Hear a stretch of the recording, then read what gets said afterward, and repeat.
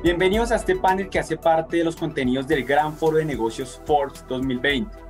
En menos de 2 meses de culminar quizás el peor año de la economía colombiana, surgen varias preguntas sobre qué viene para 2021.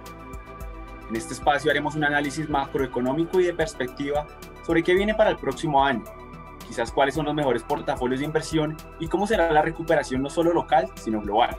Para ello, tenemos hoy a Julián Cárdenas, analista de portafolios especiales de protección. Julián, bienvenido. Kevin, ¿cómo estás? Muchas gracias por la invitación.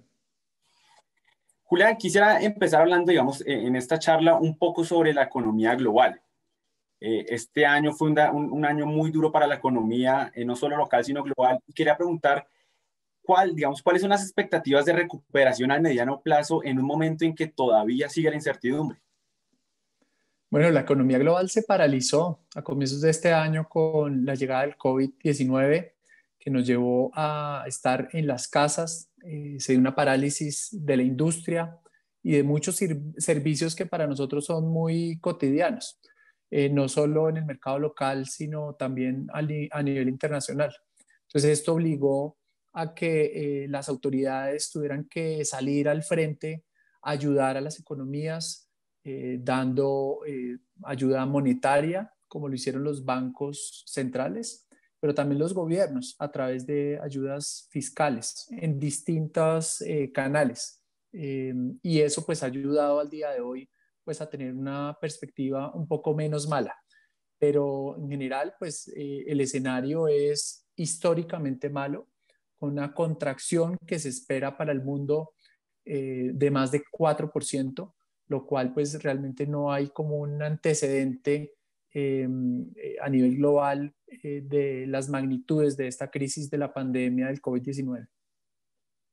Perfecto. Precisamente frente a esas ayudas, de política monetaria, la Fed hizo algunos estímulos a la economía estadounidense, aquí el Banco de la República, igual en Colombia, pero precisamente, ¿cómo está la región? ¿Cuál es el panorama regional? ¿Cómo está Colombia frente a los países de la región? ¿Y cómo será esa recuperación precisamente de los países latinoamericanos? Bueno, yo ahí tendría que de pronto contextualizar un poco a la gente y contarles que este impacto ha sido gigantesco y que todavía estamos viviendo un escenario de mucha incertidumbre. Todavía no sabemos del todo cómo va a ser el proceso de recuperación, si se van a necesitar más ayudas o no. Algunos de los riesgos que veíamos hace unos meses se están materializando, por ejemplo, el aumento de casos de coronavirus en Europa, que está obligando ya algunos cierres y algunas restricciones puntuales que sin duda para el cierre del año hace que las expectativas en términos de crecimiento sean menos favorables. Colombia y muchos países de la región han sufrido principalmente por la caída en los precios de las materias primas. Entonces aquí hemos tenido una crisis que no ha sido homogénea. Algunos países los ha afectado mucho más que a otros, y también las respuestas de los gobiernos pues han sido variadas dependiendo del tamaño de la billetera, por así decirlo. Entonces, en este momento yo diría que la constante es que hay mucha incertidumbre, pero sí uno empieza a ver una recuperación un poco más clara, por ejemplo, en temas que tienen que ver con las manufacturas, no tanto en el sector de servicios donde están asociados, por ejemplo, los hoteles, los restaurantes, todo lo que para nosotros era normal, que hoy ya no lo es. Hoy pedimos mucho a domicilio y buscamos como otras actividades estando desde la casa.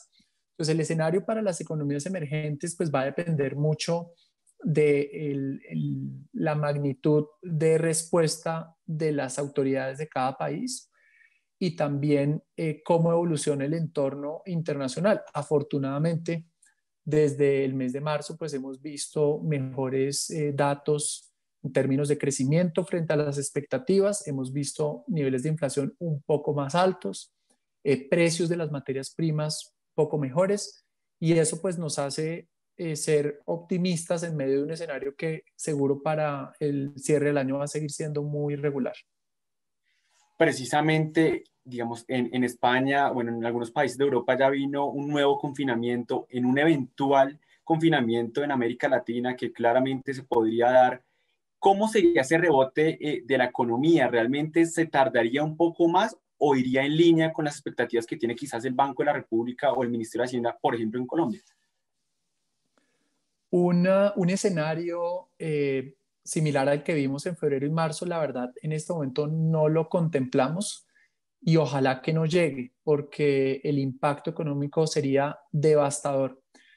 Nosotros tenemos la convicción que en este tiempo las economías y las autoridades han aprendido y que nosotros también como ciudadanos hemos aprendido a cuidarnos, a tener como unos procedimientos de higiene mucho más claros. Entonces, la idea de llegar a un punto como nos tomó por sorpresa en febrero y marzo, pareciera desde nuestro punto de vista que no es como el escenario más probable.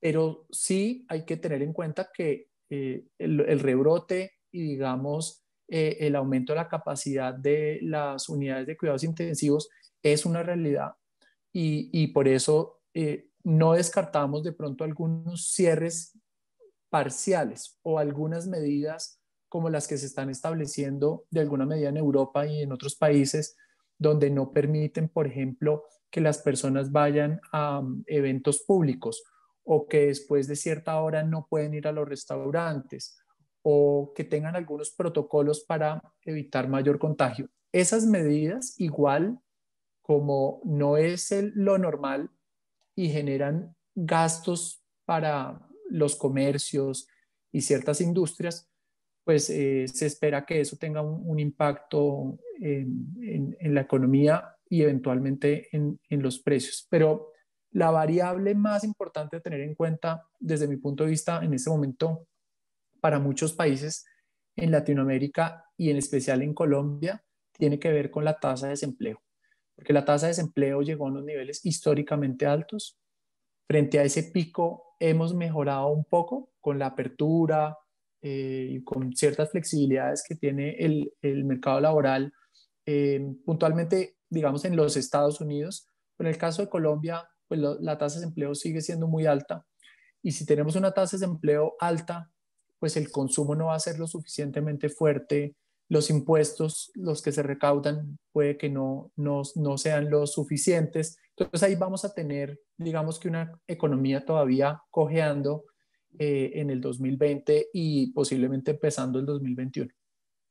Precisamente frente al desempleo, el DANE reveló hace poco las cifras, ya se han recuperado, digamos, puestos de trabajo, pero quería preguntarle, ¿para cuándo se podría dar realmente esa buena recuperación? ¿Cree que en 2021, 2022 quizás?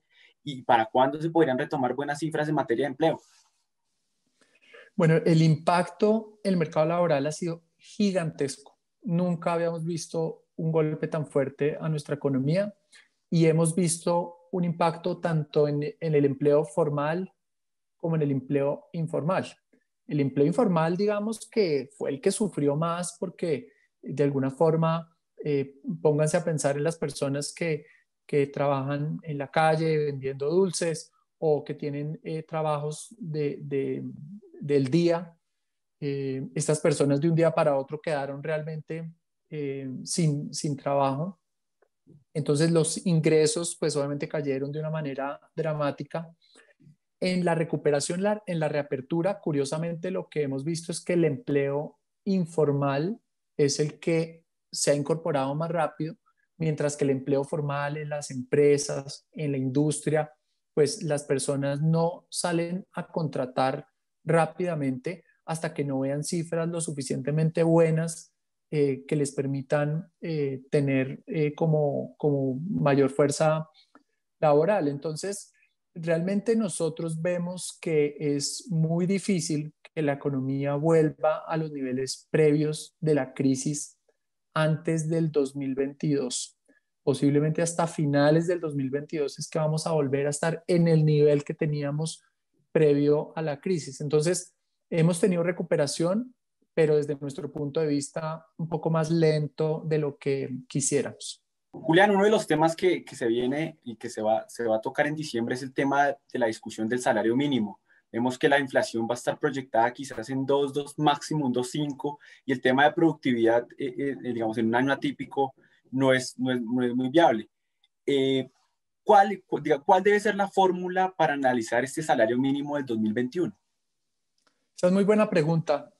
Nosotros vemos que el gobierno es consciente que el impacto en la economía ha sido gigantesco, que las pérdidas de empleo han sido notorias, tanto en el empleo formal como el informal. El empleo formal obviamente tuvo un impacto gigantesco, pero también el empleo informal. En la recuperación, curiosamente, el empleo informal se ha recuperado mucho más rápido, pero sabemos que los ingresos de las familias colombianas se han afectado muchísimo este año y que algo de eso pienso que va a tenerse en consideración. La inflación nosotros pensamos que va a estar por debajo del 2%. Entonces, pensar en un aumento solo de la inflación en un año tan difícil, pienso que no es como la medida adecuada y es probable que también en medio de la pandemia tuvimos una mejora de productividad muy importante, entonces algo de eso puede incorporarse unos puntos más dentro del posible ajuste del salario mínimo. Perfecto. Y ya de cara a lo que se viene en 2021, ¿qué sectores están, digamos, llamados a ser jalonadores de la economía? ¿Cómo el tema de la construcción, de la infraestructura, quizás de las exportaciones? Bueno, la economía primero sufrió un impacto históricamente grande. En el segundo trimestre tuvimos una contracción cercana al 16%, eso nunca se había visto. Y este año posiblemente la economía va a tener una contracción cercana al 7-8%.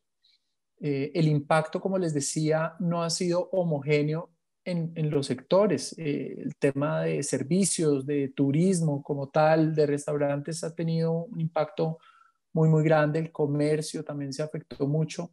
Y en la recuperación también vemos como, digamos, un escenario muy dispar. Sin embargo, como punta de lanza, pienso que el gobierno puede aprovechar para dar mayores estímulos a todo lo que tiene que ver con la construcción, tanto de obras civiles como de edificaciones, y algo de eso ya empezó a hacerse en el mes de septiembre con el anuncio de subsidios para la construcción de vivienda para la clase media. Las exportaciones tuvieron una caída enorme en el primer semestre.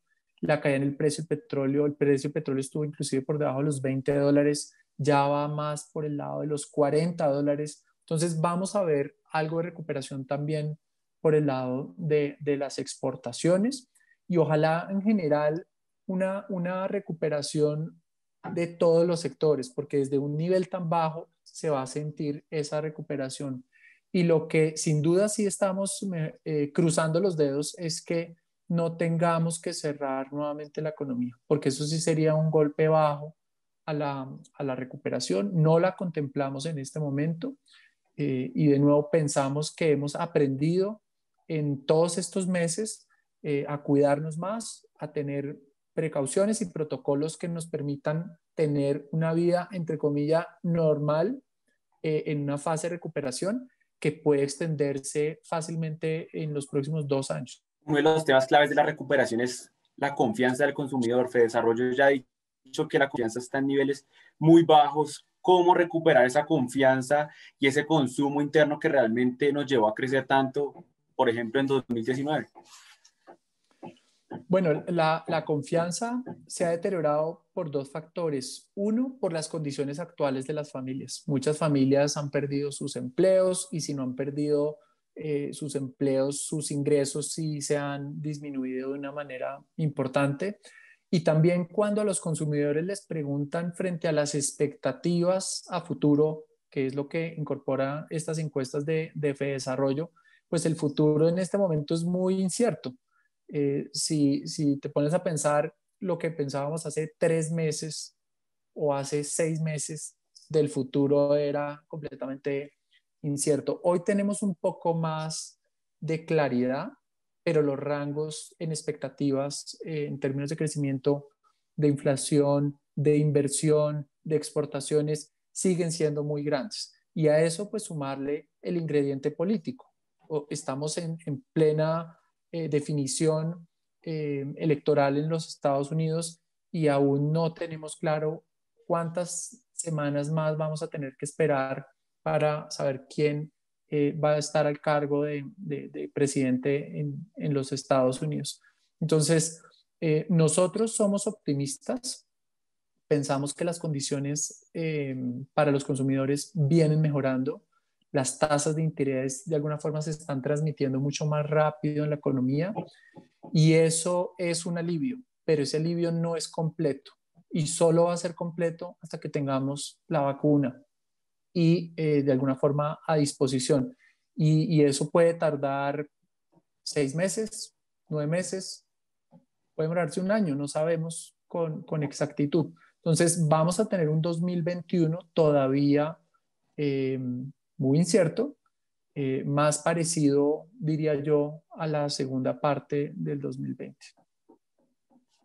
Perfecto, Julián. Pues muchas gracias por compartir este espacio con nosotros y a ustedes, a los que nos están viendo, los invitamos a seguir conectados en este gran foro de negocios Forbes 2020. Muchas gracias.